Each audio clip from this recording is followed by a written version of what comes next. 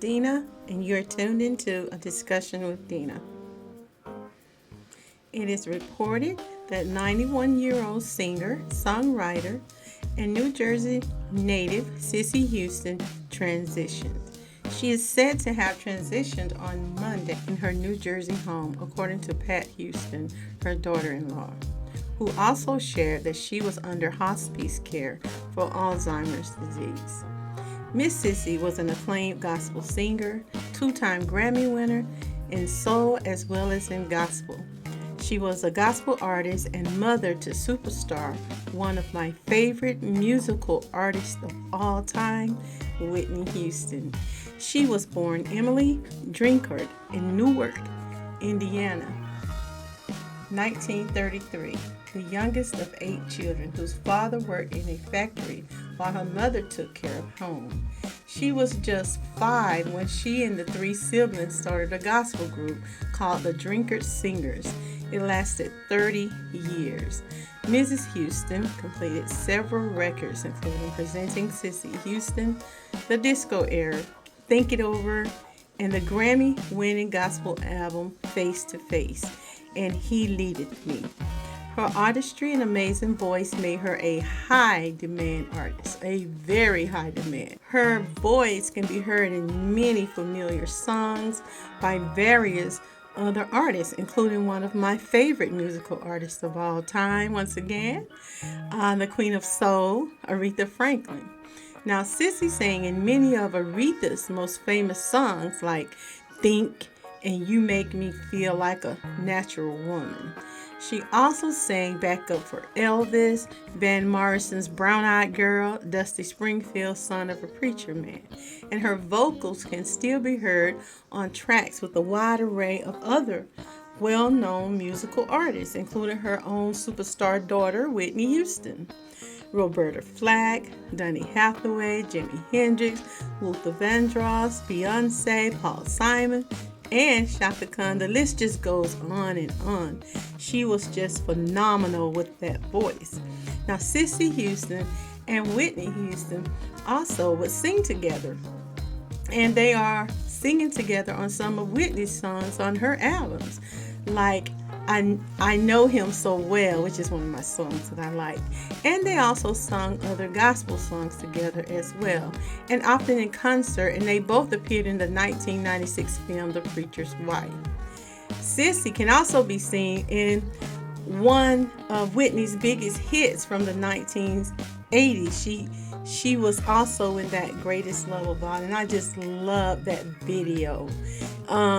When Whitney, she just completed singing. She's on the stage at the Harlem's Apollo Theater, and after the performance, she promenades onto the open, embracing arms of her proud mother. And you could just see it in Miss Houston's face. She just looked so proud of her daughter.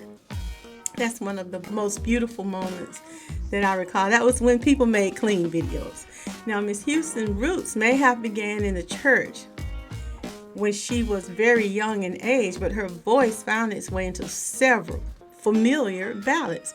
She recorded more than 600 songs in multiple genres, so it is easy to see how musically talented this family was. So much so that in the 60s, she was also a member of the Sweet Inspirations that also included Doris Troy and her niece Dee Dee Warwick. They sang backup for various soul singers, including Otis Redding, Lou Rawls, Dionne Warwick, and The Drifters.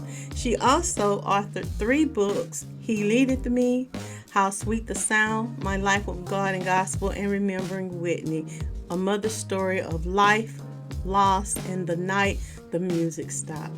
She presided for decades and decades over a 200-member youth inspirational choir at Newark's New Hope Baptist Church. This is the same church that her daughter Whitney sang in as a child. So Miss Houston was quoted as saying she would have been happy to remain in gospel. However, John Houston encouraged her to take on studio work. And it's a good thing he did, because she has done phenomenal with her voice. After Whitney passed in February of 2012, Miss Cissy wrote an open letter in the program of her late daughter's transition service, and it read, "How I love you, Nippy. How I miss you. Your beautiful smile, your special little things you used to say to me, and sometimes you call just to say, 'Hi, Mommy. I love you so much. I loved you so much more. I love you. I'll miss you. Thank you for being such a wonderful daughter." And she said farewell. Now, her daughter-in-law, Pat Houston, stated that her contributions to popular music and culture are unparalleled. She went on to say that we are blessed and grateful that God allowed her to spend so many years with us, and we are thankful for all the many valuable life lessons that she taught us. May she rest in peace alongside her daughter Whitney and granddaughter Bobby Christina and other cherished family members. Ashe, ashe, ashe. And I am wishing the family peace and blessings at this time.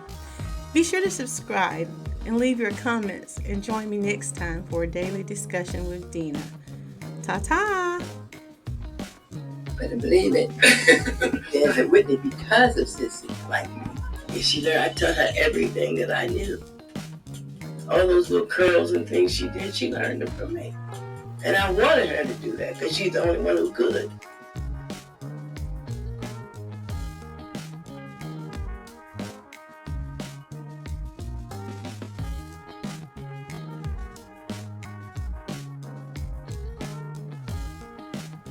This concludes your daily discussions with Dina.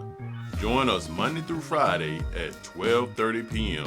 Like, share, subscribe, and leave a comment.